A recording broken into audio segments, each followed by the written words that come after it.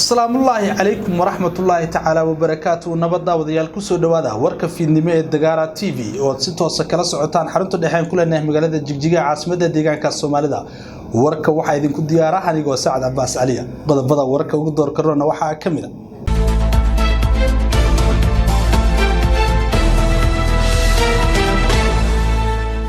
كدواد لباتن وريو كم بدح ورياش الصوماليلان كهول قلع عاصمة هرقيسة الصوماليلان أي حبس قلوت عالي اللي هي قاركود تبنتوس أي تبنيين شقاقوين كدعي قداء حبس قوين مقالة هرقيسة وربحين أي ندكاينا حكومة الديجان كالصومالي دا أي قرشين ساسيدي برشادة الديجان كالصومالي دا لوغا فايدين لها راشين كعشور دافكا إثيوبيا أي توبرا وصوحي دي عيدما عصوب سدو كالنا عيدما هورلي وكمان دوس توبرا عصوب فرطي deegaanka koonfur galbeed Ethiopia nin dilay gabadh uu jacayl ka dalbaday ayaa xukun lagu riday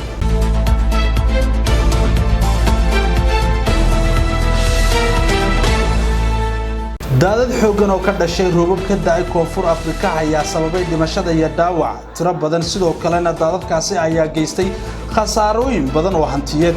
dawladda Ruushka ayaa sheegtay inay kun askari oo ka mid ah ciidamada badda ee Ukraine ay soo dhiibeen xukuumadooda Ali Harbi Ali oo ahaa ninkii dilay xildhibaankii ka tirsanaa golaha baarlamaanka UK oo kiiskiisu muddo soo jiitay ayaa xukun lagu riday Kuuriyada Waqooyi oo maanta looga dabaaldegay guulo la sheegay inuu soo hooyo hogaamiyaha mayalka adag ee Kim Jong Un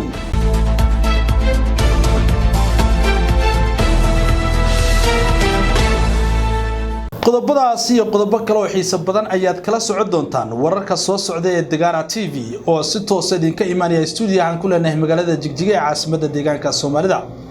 waxa idin la socodsiinaya anigoo Saad Abbas Aliya